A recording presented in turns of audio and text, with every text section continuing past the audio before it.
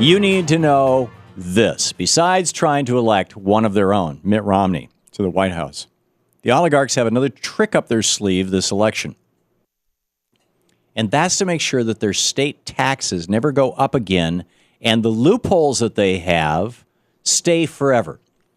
Their plan is carried out in the form of ballot measures, often under the names of things like the Taxpayer Bill of Rights laws, TABOR, that will appear on a handful of states on Election Day that are aimed at making it very difficult for state legislatures to raise taxes. Such measures are on the ballot in states like Florida, Michigan, and Washington. So imagine a law. Just think about this for a minute. Or even more bizarre than a law, an amendment to a state's constitution that says in plain language, you may not take away any tax breaks that billionaires or large corporations have without it getting at least a 2/3 vote in the legislature. But you may lay off teachers, state troopers, repeal Meal on Wheels programs, cut off financial aid to colleges and college students with a simple majority of legislators. Think people would vote for that? And then imagine that the law went a step further and said, you can't raise taxes on billionaires or corporations, and you can't close any of the tax loopholes they use every day, but you can easily raise fees on everyday working people, so they're paying more to register their cars or park on city streets or have their garbage collected. Sounds crazy, right? That's exactly what California passed 2 years ago. What has already happened in states from Oregon to Colorado to Delaware, and may soon happen this election day in Florida, Michigan, and Washington state. And while people voting for these laws or constitutional amendments nearly always passed as ballot measures with highly deceptive advertising, while people think they're voting to keep their own taxes low, the real effect is to keep intact tax breaks and loopholes for the rich and the corporations while simultaneously wiping out the ability of the state to deal with an economic downturn. Basically, billionaires are protected, but unemployed people are screwed. Because when there's an economic downturn, the state can't spend any more money to help unemployed people get over the hump, because to do so would mean the state would have to, even temporarily, close the tax loopholes that are used by corporations and the super rich. And, of course, the corporations and the super rich scream, that's increasing taxes. That's unconstitutional. You can't do that without a supermajority. Remember, every state in the union except Vermont constitutionally requires a balanced budget. It's always so hysterical to me when I hear people like, Rick Perry and Mitt Romney and these former governors, Scott Walker. I balance the budget every year. Yeah, right. Your Constitution requires that.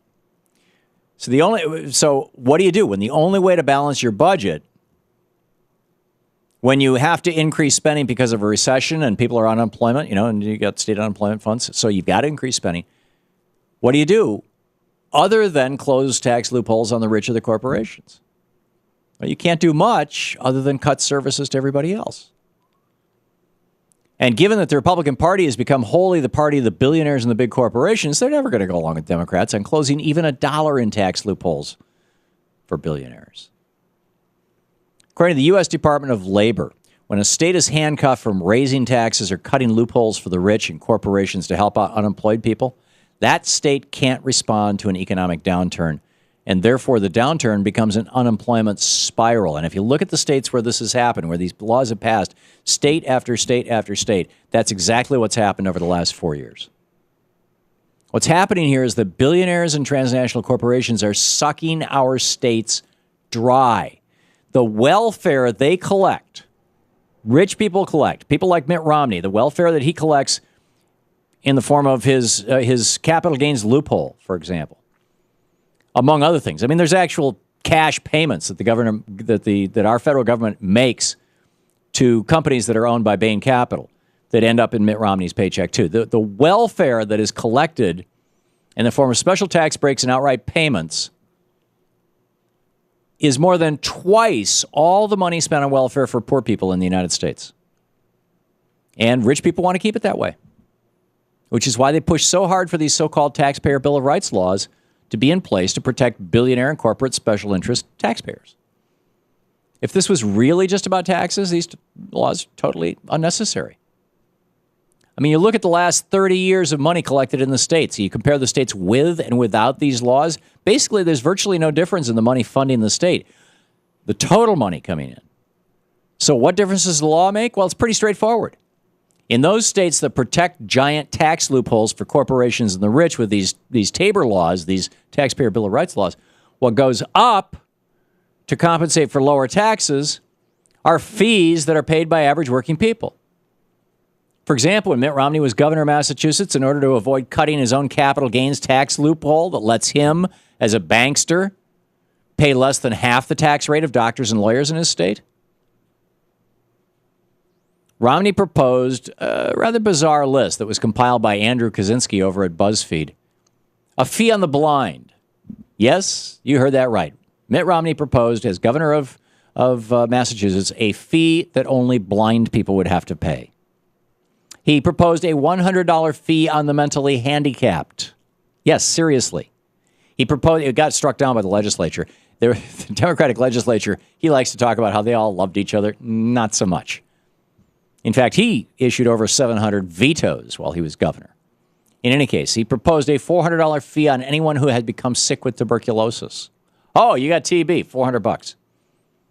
He proposed a $100 biannual fee on EMTs and first responders. If you want to flash red lights to get through traffic, you got to pay up. While this didn't pass, Romney did double the fees for both an EMT certificate and the fee you have to pay if your ambulance is equipped with basic life support equipment. He increased hourly group skating fees at ice rinks across the state. Keep in mind, all of this so that he doesn't have to raise his own taxes, so he can keep intact the tax loophole, the capital gains tax loophole that he enjoys. He was behind a fee on working class barbers and hairdressers, increasing how much it costs to get a haircutting license.